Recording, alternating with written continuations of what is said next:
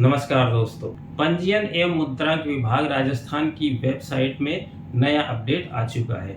अब ई पंजीयन 2 के स्थान पर नया वर्जन ई पंजीयन 3 आया है। तो आज हम इसके बारे में जानकारी प्राप्त करेंगे कि ई पंजीयन 3 में डॉक्यूमेंट्स को कैसे फीड किया जाए और इसमें नया क्या है। ई पंजीयन 3 अभी बीटा वर्जन में है। इसे राजस्थान के कुछ ही जिलों में लागू किया गया है। धीरे धीरे सभी जिलों में लागू हो जाएगा। तो आइए जानते हैं ई पंजीयन 3 के बारे में। दोस्तों, अगर आपको ये वीडियो पसंद आए तो आपसे रिक्वेस्ट है कि वीडियो को लाइक करें और इसको शेयर कर दें। अगर आप कुछ पूछना चाहें तो आप मुझे कमेंट कर सकते हैं। अगर आपने चैनल को अभी तक सब्सक्राइब नहीं किया है तो आपसे रिक्वेस्ट है कि चैनल को सब्सक्राइब कर लें। तो आइए जानते हैं ई पंजीयन 3 के बारे में। तो देखिए ई पंजीयन 2 का ये पोर्टल आपके सामने खुला हुआ है। यहीं पर आपको ये लिंक दिया गया है ई पंजीयन 3 का। तो आप यहाँ क्लिक करेंगे तो ई पंजीयन 3 के पोर्टल पर पहुँच जाएंगे। तो इस तरह का इंटरफेस आपको मिलता है। ये देखिए ये इंटरफेस है इसका। इसमें बहुत सारी चीज़ें हैं। अभी ये पूरी तरह सारी चीज़ें यहाँ पर एक्टिव नहीं है, लेकिन धीरे धीरे सब कुछ हो जाएगा। तो यहाँ पर लॉगिन करने के लिए आपको ये सेक्शन दिया हुआ है। यहाँ पर सिटीजन और स्टेक होल्डर, यहाँ से लॉगिन किया जा सकता है। तो स्टेक होल्डर पर अभी हम देखते हैं कि ये एक्टिव नहीं है और ये आता है कमिंग शॉर्टली। तो जब स्टेक होल्डर्स को आईडी मिलेगी, ये क्या होगा जैसा भी आगे भविष्य में होगा, तो हम यहाँ से भी इसको लॉगिन कर पाएंगे। तो जहाँ तक मेरा अनुमान है, डी राइटर्स एडवोकेट्स वगैरह को कुछ यहाँ से लॉगिन करने का ऑप्शन दिया जाएगा। तो अभी हम सिटीजन से लॉगिन कर सकते हैं। सिटीजन से लॉगिन करने के लिए आपको मोबाइल नंबर डालना है या फिर इस एरो पर आप क्लिक कर सकते हैं। तो इस एरो पर जब क्लिक करेंगे तो आपको ये 4 ऑप्शन मिलते हैं लॉगिन करने के। मोबाइल नंबर से, जनाधार से, आधार से या एसएसओ आईडी से आप लॉगिन कर सकते हैं। लेकिन यहाँ पर लॉगिन करने से पहले आपको न्यू रजिस्ट्रेशन करना होगा। तो जैसे न्यू रजिस्ट्रेशन पर क्लिक करते हैं तो ये फॉर्म आपके सामने खुलता है। यहाँ पर आपको अपना फुल नेम लिखना है, उसके बाद यहाँ मोबाइल नंबर डालना है या इनमें से कोई भी एक। मोबाइल नंबर से अगर आप लॉगिन नहीं करना चाहें तो आप जनाधार डाल सकते हैं, आधार डाल सकते हैं या एसएसओ आईडी, और उसके बाद सेंड ओटीपी पर क्लिक करेंगे तो आपके मोबाइल पर ओटीपी आएगा और उस ओटीपी को एंटर करने के बाद आप अपने आप को यहाँ पर रजिस्टर्ड कर सकते हैं। लेकिन मेरे पास ऑलरेडी अकाउंट है इसका, इसलिए मैं यहाँ से देखिए लॉगिन पर जाता हूँ। अब यहाँ मोबाइल नंबर डालते हैं और गेट ओटीपी पर क्लिक करेंगे तो आपके मोबाइल नंबर पर ओटीपी आ जाएगा। ये लॉगिन सक्सेसफुली हो गया है। तो लॉगिन होने के बाद ये इंटरफेस आपके सामने खुलता है। यहाँ पर हम देखिए ऐड न्यू वैल्यूएशन पर क्लिक करेंगे और उसके बाद अपने डॉक्यूमेंट को यहाँ पर फीड कर सकते हैं। ऐड न्यू वैल्यूएशन पर जाएंगे तो आपको अपना डिस्ट्रिक्ट लेना होगा। डिस्ट्रिक्ट लेने के बाद आपके सामने ये खुल जाएगा। आपको ग्रामीण या शहरी इसमें से एक चुनना है और यहाँ सेल्फ रखना है। यहाँ से पुरुष है, महिला है, एससी एसटी या जो भी है आपको यहाँ से लेना है। हम महिला ले लेते हैं, जनरल। कंटिन्यू पर क्लिक करेंगे और उसके बाद यहाँ भरना है दस्तावेज का प्रकार क्या है, आप कौन सा डॉक्यूमेंट यहाँ फीड करना चाहते हैं वो भरना है। अभी हम देखो सेल डीड ले रहे हैं। उसके बाद दस्तावेज का सब टाइप यहाँ आपको भरना है, क्योंकि एक दस्तावेज में कई प्रकार होते हैं। तो सेल डीड में नीचे बहुत सारी सेल डीड है। अभी हम यहाँ सिंपल सेल डीड ले रहे हैं। उसके बाद आपको कैटेगरी भरनी है। तो जैसे हमने अभी महिला लिया था, female other than SC ST BPL ये ले लिया। यहाँ आपको जिला अपने आप मिल जाता है और यहाँ आपको उपपंजीयक भरना है, किस उपपंजीयक कार्यालय में आपकी प्रॉपर्टी पड़ती है। यहाँ तहसील भरेंगे, अपना नाम यहाँ भरेंगे और यहाँ पर मोबाइल नंबर भर के यहाँ पे सेव कर देंगे। ये सेव हो जाता है और सेव होने के बाद आपको एक सिटीजन रेफरेंस नंबर मिलता है। ये रेफरेंस नंबर ही आगे काम आएगा, तो इसको आप नोट कर ले और ये SMS के जरिए भी आपके मोबाइल पर आ जाएगा। ओके करने के बाद देखिए ये एक चरण हमारा पूरा हो गया है। इसमें अगर कोई गलती आपसे रह गई है तो घबराने की जरूरत नहीं है। आप यहाँ एडिट पर जाएं और दोबारा से आपकी भरी हुई डिटेल्स को आप एडिट कर सकते हैं। उसके बाद अपडेट पर क्लिक करेंगे तो ये सेव हो जाएगा। अब यहाँ पर हम नीचे देखते हैं ऐड प्रॉपर्टी। तो हमें यह प्रॉपर्टी ऐड करनी है कि किस प्रॉपर्टी की रजिस्ट्री हो रही है। तो उसके लिए हम यहाँ क्लिक करेंगे। यहाँ आपको पहले DLC का एड्रेस भरना है और उसके बाद प्रॉपर्टी का एड्रेस भरना है और फिर बाकी की डिटेल्स भरनी है। तो अभी देखिए हम यहाँ से शुरू करते हैं। तो संपत्ति का प्रकार क्या है, plot, agriculture land, flat, house वगैरह जो भी चीजें हैं वो आपको यहाँ दिखाई देंगी। तो हम यहाँ हाउस लेते हैं। इसके बाद कॉलोनी लेंगे कि वो आपका घर या आपका प्लॉट या फ्लैट जो भी हो किस कॉलोनी में, वो हमें यहाँ से लेनी पड़ेगी। तो देखिए ये हमने लिया है। तो जैसे लिया है तो एरिया आ गया और ये जोन आ गया। यहाँ आपको ये लेना है रेजिडेंशियल है या कमर्शियल है, तो रेजिडेंशियल लिया। अब देखिए लोकेशन क्या है, वो प्लॉट या फ्लैट या मकान आपका इंटीरियर है या एक्सटीरियर है। इसका मतलब है कि आपका मकान या आपका प्लॉट जिस सड़क पर है उस सड़क की चौड़ाई क्या है। अगर 30 फीट से कम है तो इंटीरियर लेंगे और अगर 30 फीट से ज़्यादा है तो एक्सटीरियर लेंगे। उसके बाद यहाँ आपको अपना प्लॉट का नंबर भरना है या अन्य डिटेल भरनी है तो आप एड्रेस भर सकते हैं या आपको कॉलोनी भरनी है। उसके बाद आपको डिस्ट्रिक्ट सेलेक्ट करना है और डिस्ट्रिक्ट के बाद सिटी। सिटी लेने के बाद उस प्लॉट को डेवलप करने वाली संस्था कौन सी है वो यहाँ से लेनी होती है। अगर नहीं है तो आप इसको छोड़ सकते हैं और है तो आप यहाँ से ले सकते हैं, जैसा भी आप चाहें। अब मैं इसको अभी छोड़ रहा हूँ। यहाँ आपको ये भरना है कि प्लॉट है जो कॉर्नर है या नहीं है। अगर है तो यस पर करिए और नहीं है तो नो पर कीजिए। अब यहाँ आपको सड़क की चौड़ाई भरनी है, जैसा कि मैंने बताया था कि 30 फीट तक है या 30 फीट से ज़्यादा है, वो भरना है आपको। और यहाँ पर आपको भर देना है अपनी प्रॉपर्टी का क्षेत्रफल स्क्वायर मीटर में। यहाँ आपको लॉन्गिट्यूड और लैटिट्यूड लेने हैं, ये कंपलसरी है। इसमें ईपीएनजन 2 में जरूरी नहीं था इनको भरना, लेकिन यहाँ आपको भरना पड़ेगा, इसके बिना यहाँ सेव नहीं होगा। तो ये आप भर दीजिए। व्हाट्सएप पर लोकेशन मंगा लीजिए प्लॉट की और यहाँ पर भर दीजिए। यहाँ आपको अड़ोसी पड़ोसी भरने हैं और इसको भरने के बाद आप सेव कर दीजिए। ये आपसे पूछेगा कि क्या आप श्योर है इसको सेव करना चाहते हैं, तो यस कीजिए। यस करने के बाद आपका डाटा सेव हो जाता है। उसके बाद ये दूसरा स्टेप भी हमारा यहाँ पर पूरा हो जाता है। इसमें भी अगर कुछ कमी रह जाती है आपसे या कुछ अमेंडमेंट इसमें करना है बाद में, तो यहाँ पर एडिट पर जाकर इसको एडिट कर सकते हैं या इसको बिल्कुल ही डिलीट करना है तो यहाँ से डिलीट भी किया जा सकता है। अब देखिए इसको भर दीजिए आप मोर्गेज डिटेल को। कोई स्टे तो नहीं है, कोई कोर्ट में केस तो नहीं चल रहा है, वो सारी चीज़ें यहाँ पर भरी जाती है और इसको सेव कर दीजिए। यहाँ आपको दिखाई दे रहा है ऐड प्रॉपर्टी, तो ऐड प्रॉपर्टी पर हम क्लिक करेंगे तो देखो इसमें क्या आता है। हाँ देखिए, तो जो हमने कॉलोनी भरी थी यहाँ आ गई है। उसके बाद वो रेजिडेंशियल है, ये भी आ गया है। अब यहाँ ये भरना होता है कि संपत्ति में क्या बना हुआ है, मकान है या केवल बाउंड्री है या मकान बना हुआ है तो कितना बना हुआ है, ये सारी चीज़ें यहाँ भरनी होती है।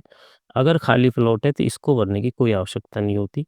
तो यहाँ संपत्ति निर्मित है, यहाँ क्लिक करेंगे और यहाँ से आपकी संपत्ति जो बिक रही है वो कितनी बिक रही है वो सब सेलेक्ट की जाती है। On transfer of unit with the rights of roof, यानी कि संपत्ति छत सहित अधिकारों के बेची जा रही है तो ये लेंगे। लेकिन अगर मान लो एक फ्लोर बेचा जा रहा है या दूसरा ही फ्लोर बेचा जा रहा है या तीसरा ही फ्लोर बेचा जा रहा है तो आप अपने हिसाब से यहाँ से सेलेक्ट कर सकते हैं। फिर उसका निर्मित क्षेत्रफल भर दीजिए, कितना वर्ग फीट में वो बना हुआ है। अब यहाँ आपको भरना है कि कंस्ट्रक्शन का प्रकार क्या है, पट्टियों से बना हुआ है, उसका पटाव आरसीसी का है या फिर वो इतना नहीं बना हुआ है, मान लो स्केलेटन ही है और स्केलेटन है तो उसमें किस तरह का स्केलेटन है वो आप यहाँ से देख सकते हैं। केवल ढांचा है तो आप इनमें से कोई सा भी चूज करेंगे। और यहाँ हम भरते हैं अभी आरसीसी रूफ और यहाँ आपको भरना होता है निर्माण का वर्ष, मकान कब बना है। उसके बाद अगर 4 दीवारी है तो यहाँ पर क्लिक कीजिए और यहाँ पर 4 दीवारी की लंबाई रनिंग मीटर में भर दीजिए। अभी ये भर रहे हैं हम 30 रनिंग मीटर। अगर टिन शेड है तो देखिए यहाँ पर आपको आ रहा है no tin shed. Tin shed है तो आप यहाँ क्लिक करेंगे और यहाँ उसका स्क्वायर मीटर में एरिया भर देंगे। नहीं है तो इसको यहीं पर रहने दीजिए।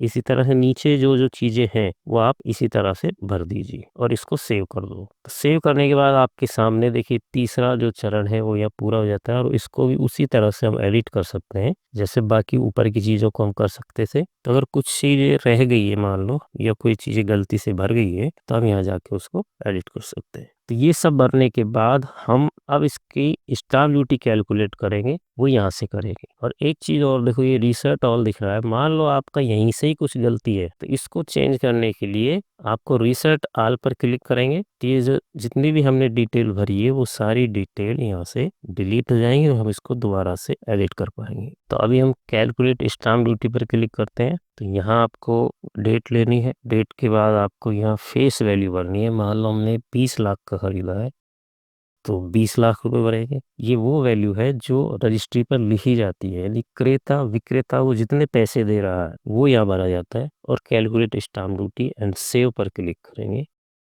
तो नीचे देखिए ये जो भी हमने भरा था 20 लाख वो यहाँ पर आ गया। ये लेट आई है और ये नीचे 20,03,000 रुपए उसकी वैल्यू की गई है डीएलसी के हिसाब से। तो आपकी जो ये वैल्यू है, जो फेस वैल्यू है, ये इससे कम नहीं होनी चाहिए। थोड़ा बहुत कम हुआ है, जैसे इसमें 3,000 रुपए का अंतर है तो इतना चलता है। हालांकि आप भर कुछ भी सकते हैं, लेकिन 20,03,000 से ज्यादा हो तो और भी बेटर है। अब यहाँ से ये सारी चीजें हमने जो भरी हैं, इनका हमें प्रिंट लेना है, तो प्री वैल्यूएशन रिपोर्ट पर जाकर क्लिक करेंगे।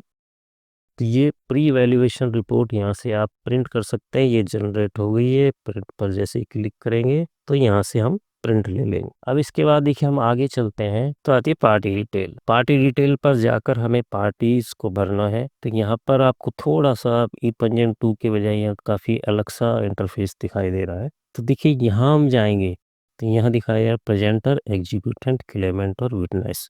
यहाँ से हम पार्टीज की डिटेल भरेंगे। तो आप डायरेक्ट एग्जीक्यूटेंट पर आइए। अब यहाँ ये देख सकते हैं आप, गवर्नमेंट इंस्टीट्यूशन है तो ये लेंगे और पब्लिक है तो ये लेंगे। गवर्नमेंट का मतलब है अगर यूआईटी है, नगर परिषद है, इस तरह की किसी संस्था से प्लॉट लिया गया है या मकान लिया गया है तो हम इस ऑप्शन को लेंगे, वरना पब्लिक को लेंगे। अब यहाँ पर जनाधार, आधार कार्ड या बिना आधार कार्ड के इसको भरा जा सकता है। तो अभी हम विदाउट ओटीपी वेरिफिकेशन के लेंगे। यहाँ आपने अगर क्लिक किया तो आधार नंबर पर जो भी मोबाइल नंबर है उस पर ओटीपी आएगा, वो उसके बाद यहाँ पर सारी डिटेल भर जाएगी। इसको सबमिट करेंगे, ये इंटरफेस आएगा, ये फॉर्म है, इसको हमें भरना है। अब देखिए एग्जीक्यूटिव डिटेल भरनी है तो हमको प्रेजेंटर भी उसी को बनाना है और उसके बाद हम यहाँ पर डिटेल भरते जाएंगे। ये हम नाम भरेंगे। अभी पक्षकार का नाम है हिंदी में भरना जरूरी है, वरना ये सेव नहीं होगा। ई पंजीयन 2 में ऐसा नहीं था, लेकिन यहाँ पर आपको हिंदी में भरना कंपलसरी है। तो आप सिंपल इंग्लिश में लिखिए और वो अपने आप हिंदी में चेंज हो जाता है। मेल है या फीमेल है यहाँ से सेलेक्ट करेंगे और यहाँ हम भरेंगे डेट ऑफ बर्थ या कैटेगरी लेंगे और यहाँ कास्ट भरेंगे इंग्लिश में, यहाँ पर हिंदी में। उसके बाद यहाँ आपको भरना है एग्जीक्यूटेंट का व्यवसाय क्या है। यहाँ आईडी भरनी होती है आपको। मान लो आधार हम भर रहे हैं तो यहाँ हमें क्लिक करना है, चेक करना है और ओके करेंगे। फिर यहाँ हम आधार नंबर भर सकते हैं और अगर कोई और भरना है तो उसको भर के यहाँ पर उसका नंबर देंगे और यहाँ हम भरेंगे पैन कार्ड। यहाँ आपको एग्जीक्यूटेंट का मकान नंबर भरना है और कहाँ किस कॉलोनी में रहते हैं वो भरना है। यहाँ एरिया भरना है और यहाँ कॉलोनी को हिंदी में लिखना है और एरिया को भी हिंदी में लिखना है। यहाँ शहर का नाम लिखेंगे और यहाँ पर पिन कोड, उसके बाद यहाँ पर शहर का नाम हिंदी में और उसके बाद इसको सेव कर देंगे। तो सेव करने के बाद देखिए ये सेव हो गया आपके सामने और ये डिटेल आपको दिखाई दी जाती है। इसमें भी देखिए यहाँ एडिट कर सकते हैं इसको यहाँ से और यहाँ से डिलीट किया जा सकता है। हमने एग्जीक्यूटेंट भर दिया और उसी को हमने प्रेजेंटर बना दिया। तो एग्जीक्यूटेंट भरने के बाद क्लेमेंट की डिटेल फीड करेंगे, इस पर हम क्लिक करेंगे तो उसी तरह से हमें पब्लिक लेना है और विदाउट ओटीपी वेरिफिकेशन के बाद हम सबमिट पर क्लिक करेंगे। अब देखिए क्लेमेंट को हम यहाँ पर स्टाम्प परचेजर पर क्लिक करेंगे क्योंकि स्टाम्प ड्यूटी क्लेमेंट ही दे रहा है और यहाँ पर अब हम उसकी डिटेल भरेंगे। यहाँ मैं आपको फास्ट फॉरवर्ड करके दिखा रहा हूँ क्योंकि ये उसी तरह भरा जाएगा।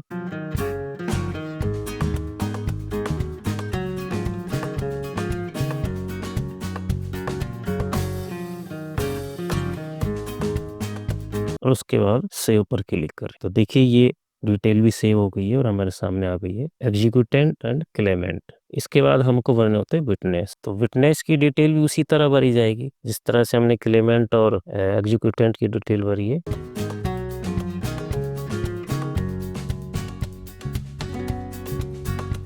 उसके बाद सेव पर क्लिक कर देंगे। ये देखो कास्ट रह गई है हिंदी में, इसे हमें कंप्लीट करना है और सेव पर क्लिक करें। तो देखिए विटनेस का नाम भी यहाँ पर आ गया है कि डिटेल आ गई है। तो इसी तरह से हमें यहाँ से दूसरा विटनेस लेकर भरना है। तो देखिए दूसरा गवाह भी हम ले लेते हैं।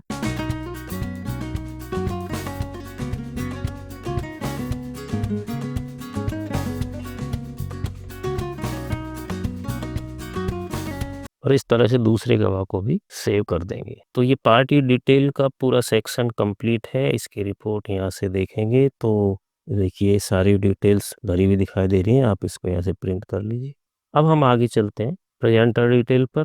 इसमें आपको पक्षकार अगर स्वयं प्रस्तुत करता है तो यहाँ क्लिक करना है और अगर उसके पास पावर ऑफ अटॉर्नी है तो यहाँ क्लिक करना है। तो वहाँ क्लिक करने के बाद ये ऑप्शन और खुलेगा कि वो पावर ऑफ अटॉर्नी पंजीकृत है या अपंजीकृत है, तो उस हिसाब से आप कर लीजिए। अभी हम यहाँ कर रहे हैं और इसको सेव कर देते हैं। अब इसमें हम आगे पेमेंट डिटेल पर जाते हैं तो ये ऑप्शन आता है कि क्रेता का नामांतरित हिस्सा भरें। तो ई पंजीयन 2 में ये ऑप्शन कंपलसरी नहीं था, लेकिन यहाँ इसको कंपलसरी किया गया है। फिलहाल तक तो यही कह सकते हैं। तो हम फिल शेयर पर जाएंगे। देखिए ये इसलिए होता है, यहाँ अगर एक से ज़्यादा खरीदार है, मान लो 2 होते, तो यहाँ पर उसका हिस्सा भरना होता है। दोनों का अगर 1/2 हिस्सा है तो यहाँ हम 1/2 भरेंगे। और मान लो किसी का 1/4 है और किसी का 3/4 है तो उसी तरह से भरेंगे। अभी अगर एक ही व्यक्ति है तो हम यहाँ पर 1/1 भर देंगे। और जैसे ही हम टैब पर क्लिक करेंगे तो आ जाएगा कि 100% जितना भी हिस्सा बिक रहा है वो इस वाले क्रेता के हक में जाएगा। और उदाहरण के तौर पर मैं आपको दिखा रहा हूँ, इसको हम 1/2 भरें तो यहाँ 50% आ गया है, यानी कि इनको 50% ही मिलेगा। लेकिन हमारे पास एक ही क्रेता है तो हमको 1/1 भरना है।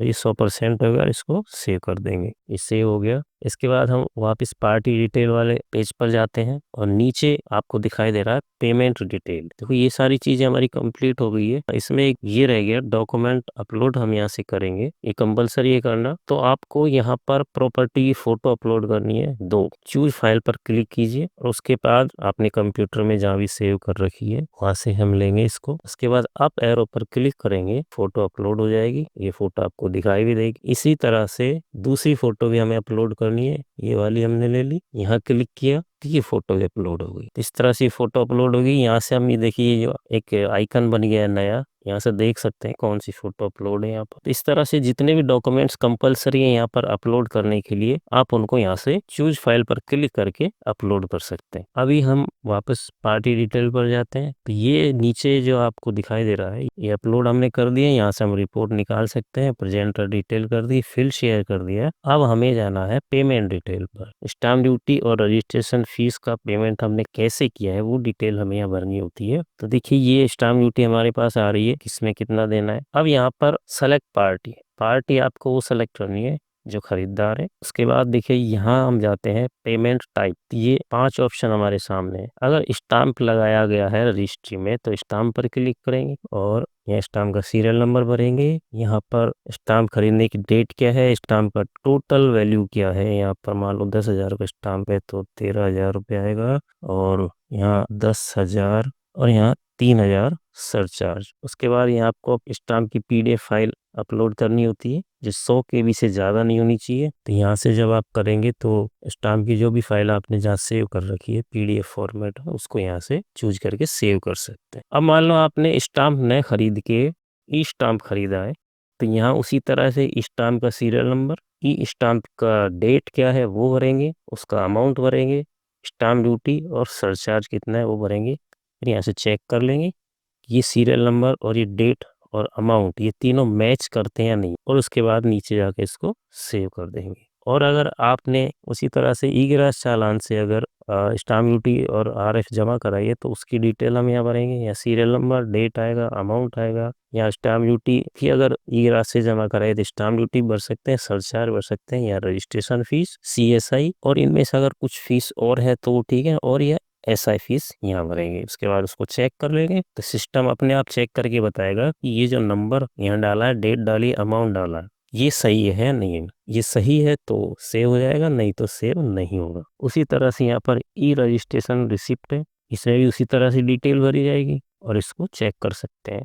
और अगर पेमेंट ऑनलाइन कर रहे हैं तो इसको ऑप्शन को लेंगे और यहाँ से पे ऑनलाइन थ्रू ई-गिरास, यहाँ पर जाकर हम ई-गिरास के माध्यम से सीधा सरकार को पेमेंट कर सकते हैं। स्टाम्प ड्यूटी जमा हो जाएगी, RF वगैरह जो भी है सब जमा हो जाएगा और उसके बाद इसको सेव कर देंगे। ये सारी चीज़ें भरने के बाद स्टाम्प ड्यूटी वगैरह सब कुछ जब हम फीड कर देंगे तो यहाँ पर हमको टाइम स्लॉट लेना पड़ेगा आगे। तो ये सारी चीज़ें जब हम भर देंगे तभी वो टाइम स्लॉट वाला पेज खुलेगा। इसके मेरे पास नहीं है, एक डेमो दिखाया मैंने आपको। तो कभी जब मैं इसको भरूंगा तो मैं आपको बताऊंगा, इसके बारे में एक दूसरा वीडियो बना दूंगा। तो वहाँ जाके टाइम स्लॉट लेना होगा।